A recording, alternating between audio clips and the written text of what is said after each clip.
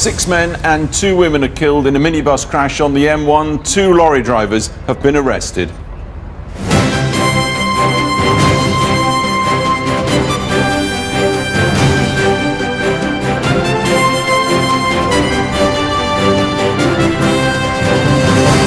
Good evening. As 8 people are confirmed dead in one minibus on the M1, police say one of the 2 lorry drivers at the scene was arrested on suspicion of being over the legal limit for alcohol.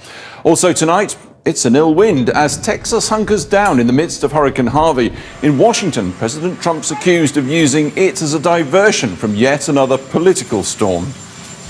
The crumbling of Caracas. Venezuelan film director Jorge Armand talks to us about La Soledad, his debut feature charting the fall of oil-rich Venezuela into division and crisis. And some say it couldn't happen, wouldn't happen, shouldn't happen, but it's happening. Around 4 a.m. our time in Las Vegas, boxing and mixed martial arts collide in the ring. Mayweather and McGregor have their say, but money, big money, does the talking.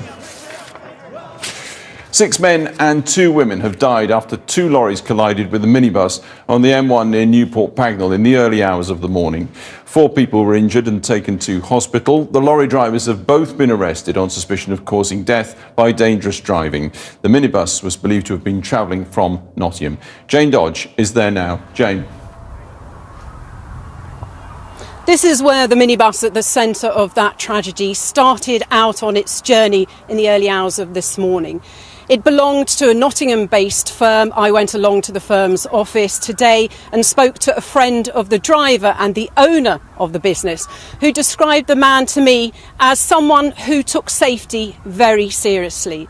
Tonight, 4 of his passengers remain in hospital. 3 are said to have life-threatening injuries. Without the logo, you wouldn't be able to tell that this crumpled metal was a minibus. Evidence of the severity of this collision. The minibus had 12 people on board. Some had been visiting from India. 8 have been killed, 2 of them women. 4 passengers have been taken to hospital, 1 of them a child. The scene-facing officers who attended was complex and the recovery operation was particularly challenging. Tragically, 8 people have lost their lives and it's our duty to establish what has happened. The collision happened just after 3 this morning, close to junction 14 on the M1 near Newport Pagnell. The 2 lorries and the minibus were all driving on the southbound carriageway. A photo taken just after the crash shows a FedEx lorry crashed into the side of a lorry owned by AIM Logistics. It's not clear where the minibus was. 2 people have been arrested in connection with this collision. They remain in custody, and as you'll appreciate, I'm legally limited by what I can divulge at the moment. Earlier, the police confirmed the 2 lorry drivers were arrested on suspicion of causing death by dangerous driving, and 1 of them suspected of drink driving. In a statement, AIM Logistics said, "We would like to express our deepest sympathy to the families who have lost loved ones and also those whom have been injured at this very sad time. Road safety and compliance is of the utmost importance to AIM Logistics." The M1 was reopened this afternoon after the wreckage had been towed away. This was an extremely distressing incident, obviously, for the emergency services involved in trying to rescue those passengers from the minibus. But the police have also emphasised it was extremely traumatic for some members of public who stopped their cars and tried to also help with some of those people, including children who were in the minibus.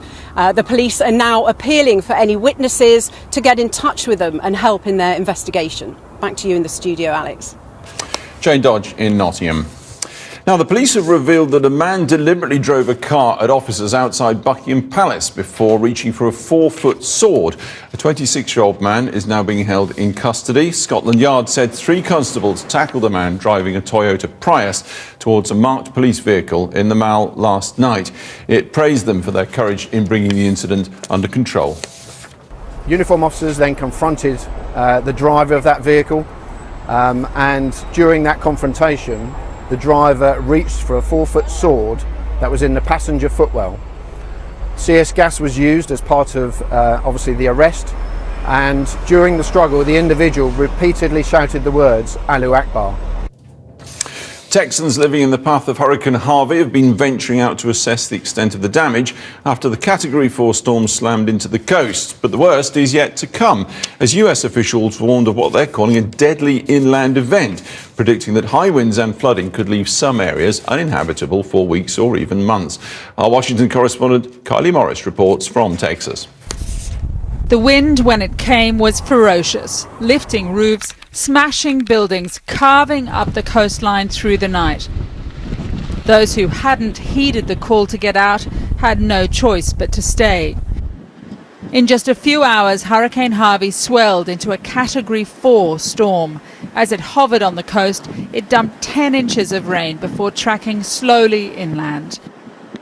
The storm made landfall at 10 p.m. local time, bringing with it 130 mile-per-hour winds. It's the fiercest hurricane to hit the United States in over a decade, and it's still on the move. The National Hurricane Center warning of catastrophic flooding over the next few days. As the waters rise after the rain falls, it's going to be so important that people make wise decisions and stay safe.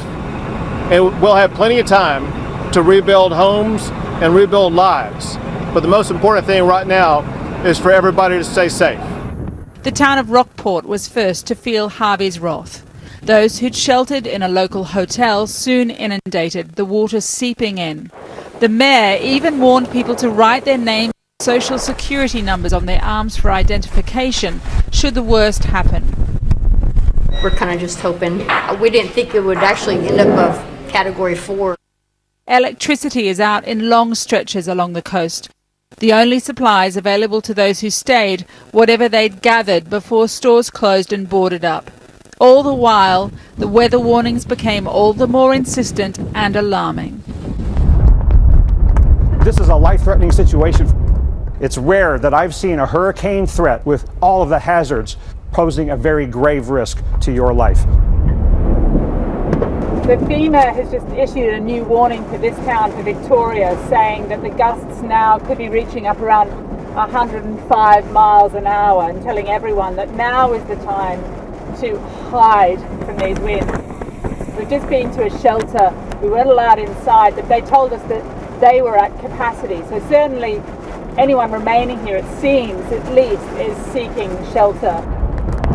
The conditions are really deteriorating rapidly. First of all, I want to apologize for disturbing you right now. Okay. In our hotel on the edge of town, manager Oscar de Nicolas was calling guests out of their rooms to give reassurance and advice. If you guys want to leave right now, please feel free. But we don't want you to leave. We want y'all to be safe. Yes, because right now there's no way. There's nowhere to go. So might as well to stay up here. Okay? Yes, sir. We're a family right now. We need each other. Yeah, thank you. The Rosales family have a room on the 3rd floor. It's something really scary, honestly. I'm just trying to keep them calm. Like I was showing them earlier, how to evacuate if the power goes off. We left from Houston to try to avoid the storm, ended up here. And so why did you come toward the storm? Well, at that time it wasn't really gonna come more here. We thought it was gonna affect Houston more. And when we came toward where my mom lived, but then found out it was gonna hit here, so it's not too much of a good situation. Can I ask you boys, have you been through hurricanes before? Do you remember hurricanes before? No, ma'am. No? There hasn't been a big one here for a few years, has there? No. What do you know about hurricanes? What do you... Not much. Not so much? What are you expecting? I'm expecting us just to stay safe and make it through the storm. I should just say that that family did get through the night safely, as did everyone here at the hotel, but a number of windows have been blown out by the high winds. There's a lot of flooding on the top floors. It looks like the roof has begun to come away. And here you can see, major trees felled, iron posts flattened by these high winds. A lot of people here now want to leave and get back to the coastal areas, the settlements that they're from, to try and survey the damage. So the concern though now is not so much the wind, but this rain. Certainly lots of people are wanting to leave here now and go back, see the damage, survey the damage that might have been done to their homes by the wind. But there are now multiple alerts for flash flooding. Hurricane Harvey may be just about spent in terms of high winds, but the rain promises to do even more damage. Kylie Morris there. Well, while US headlines were dominated by that hurricane, the White House took the opportunity for what's known as a Friday news dump as President Trump signed an order banning transgender people from joining the military and pardoned a highly controversial Arizona sheriff who'd been convicted of criminal contempt. One of his most right-wing advisors has suddenly left the administration as well. Here's James Blake. As America's first family went to spend the weekend storm watching from Camp David, the president left behind a White House buffeted by yet more political controversy. First up, a contentious presidential pardon. The self-proclaimed toughest sheriff in America, Joe Arpaio, was a high-profile supporter of Donald Trump during the election. He became a hero of the right with a systematic policy of targeting and detaining undocumented immigrants. But in July, Joe Arpaio was convicted of defying a federal court order to stop racial profiling. In a speech to supporters in Phoenix earlier this week, the president hinted that a pardon was on its way. Was Sheriff Joe convicted for doing his job? That's what...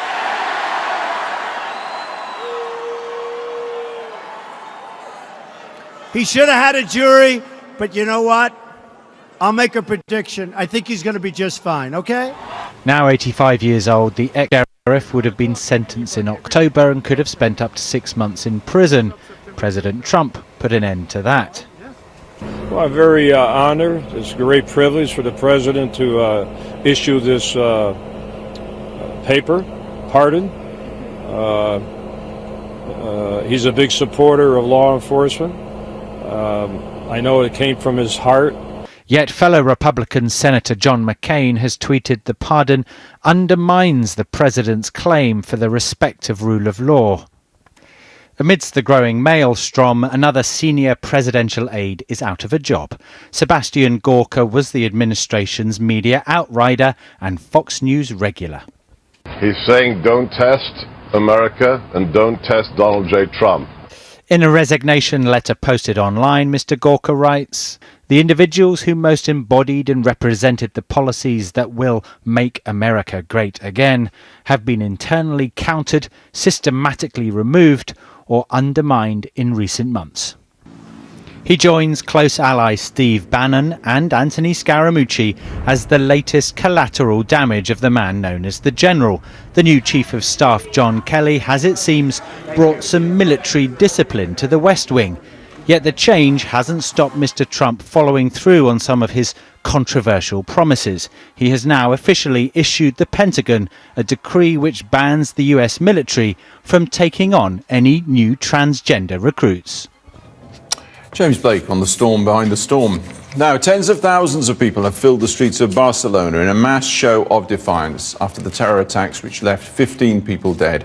Taxi drivers, emergency workers and people who rushed to help the injured joined the King of Spain at the head of the march as crowds chanted the slogan, "I am not afraid." The Spanish Prime Minister said it showed a clear message of popular unity, while the city authorities declared Barcelona was an open, welcoming city of peace. Volunteers handed out tens of thousands of red, yellow and white roses to celebrate the city's colours. 2 men have died when their light aircraft crashed near Shaftesbury this morning.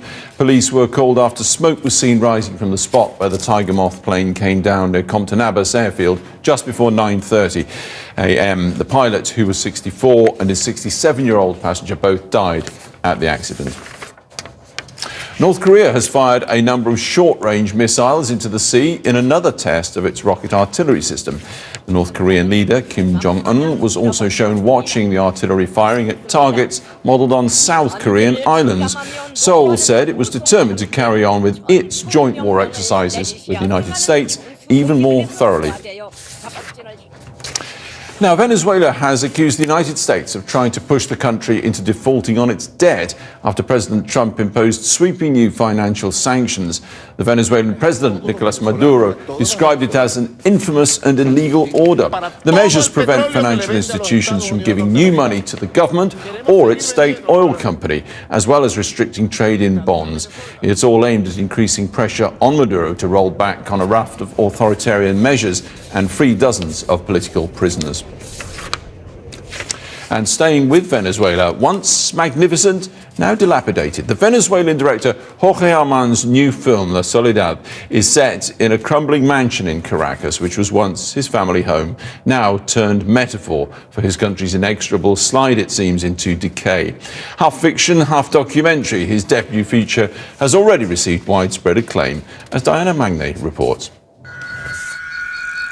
The metaphor of the house as a crumbling mansion that used to be inhabited by, let's say, a wealthy family and now has passed on to their maid, and the remainders, their belongings, their paintings, the furniture is still there, but now it's co-inhabiting with the belongings of a new people.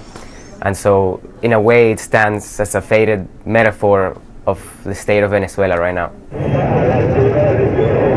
The once oil-rich nation of Venezuela is now a country in deep economic crisis, with inflation at record levels and severe shortages of food and medicines. The country has seen months of anti-government protests, resulting in more than 120 deaths. I think we are on the brink of becoming a failed state. I don't think there's going to be a civil war because the government has the weapons. However, there's been more than 100 days of protests, more than 120 people died in the protest. So it's a country that is becoming increasingly violent. Young Venezuelans have taken to the streets, tired of a government they believe is becoming more like a dictatorship. There's a mismanagement, there's corruption, and there's impunity.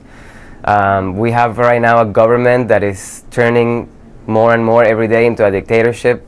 They've set up a parallel parliament. They are jailing opposition leaders. They are doing everything to silence news stories about it. They are gaining total control, and they are blaming it on an economic war or influence from the United States, when really they are the ones creating this economic war. Unable to make a living, many have chosen to leave, stripping the country of many of its young, skilled workers. When I filmed La Soledad in February of 2016, I had a crew of 25 people, and by December of that same year, already 15 of them have left, and these are working professionals, people with families. They've left to Colombia, to Miami, to Spain, to Peru, to anywhere they can go, because they just don't see a future. President Maduro's crackdown on protesters has been met by international condemnation and particularly strong words from the US President Donald Trump. The people are suffering and they're dying. We have many options for Venezuela, including a possible military option if necessary. Every time Washington or the United States, they make a statement like that, it gives Maduro or the Chavistas, it gives them an opportunity to capitalize on some propaganda saying we gotta get ready for a potential American invasion, and they raise popular support. The threat from the President of the United States, Donald Trump, has been answered by our people. The public opinion polls say that more than 86% of the Venezuelan people repudiate and reject these indignant declarations of military threats by Donald Trump. Jorge Armand hopes that his film will be shown in Venezuela and won't face censorship, and that it'll encourage dialogue about what's happening in his country. I do believe in a kind of cinema that is like a mirror for society rather than just a form of distraction. When you make a film and you give it to the audience, it becomes something else. Jorge Armand. Now, two sports collide tonight as one of the greatest boxers of all time, Floyd Mayweather, faces a mixed martial arts fighter, Conor McGregor. Boxing rules will apply in the fight, with Mayweather very much the overwhelming favourite to beat the Irishman. Win or lose, though, both men will earn millions, with the fight itself set to generate £500 million. Here's Jack Taylor. It may not be a world title fight. Some have questioned whether it is even sport. But tonight's bout between Floyd Mayweather and Conor McGregor is set to attract millions of viewers, generating millions of pounds. As one of boxing's greatest in a boxing contest, Mayweather is the heavy favourite, but McGregor clearly doesn't lack confidence. I'll stomp my foot right in the centre of that ring. I won't go nowhere other than the centre of that ring. So let's go, let's see who can take it. He's over there twiddling his thumbs. twitching away. I see a man afraid. That's it. Just 4 years ago, Ultimate Fighting champion McGregor was collecting welfare. Now he is set to earn $100 million. But for the millions of pay-per-view viewers hoping for an epic fight, Mayweather has this warning. I'll be able to take it. It won't go the distance. Mark my word. Tonight, the two men meet in the ring for a clash of sports and a clash of personalities the world will be watching. Football and Manchester City have beaten Bournemouth in a dramatic Premier League match at Dean Court. Charlie Daniels gave Bournemouth the lead with a superb strike from the edge of the penalty area. City equalised before Raheem Sterling scored the winner. Sterling was then sent off after receiving a second yellow card for celebrating with the fans. Cricket in the West Indies have taken control in the second test against England at Headingley. Craig Brathwaite and Shea Hope both scored centuries as West Indies built a commanding lead over Joe Root's side at day 2. At the close of play, West Indies were 329 for 5, and that's a lead of 71. England, of course, currently lead the 3-match series 1-0. Rugby League, and Hull have beaten Wigan to retain the Challenge Cup. Hull's Mahafer Noah scored 2 tries to help his side claim victory at Wembley. Final score, Hull 18, Wigan 14. Rugby Union and England are preparing for the Women's World Cup final in Belfast. Sarah Hunter's team face New Zealand in the final later this evening and are aiming to defend the trophy after winning the tournament 3 years ago. And tonight's main news, 6 men and 2 women were killed when their minibus collided with 2 lorries on the M1 near Newport Pagnell. 3 other passengers, including a 5-year-old girl, are in hospital with life-threatening injuries. The 2 lorry drivers were both arrested on suspicion of causing death by dangerous driving. That's it. We're back tomorrow at the earlier time of 5 o'clock. Watch out for that. Till then, that's Channel 4 News. Good evening.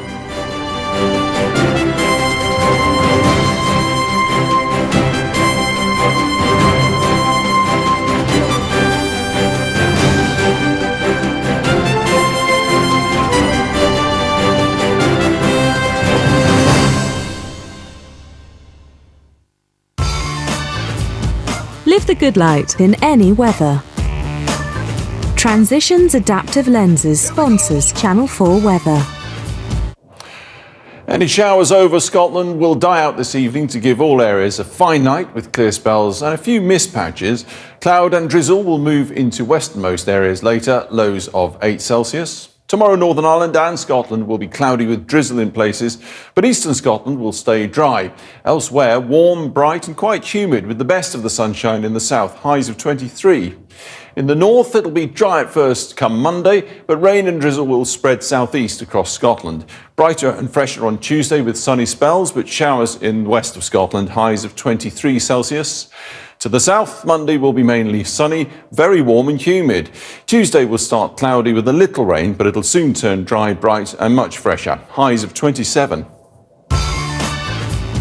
Live the good light in any weather. Transitions Adaptive Lenses sponsors Channel 4 Weather.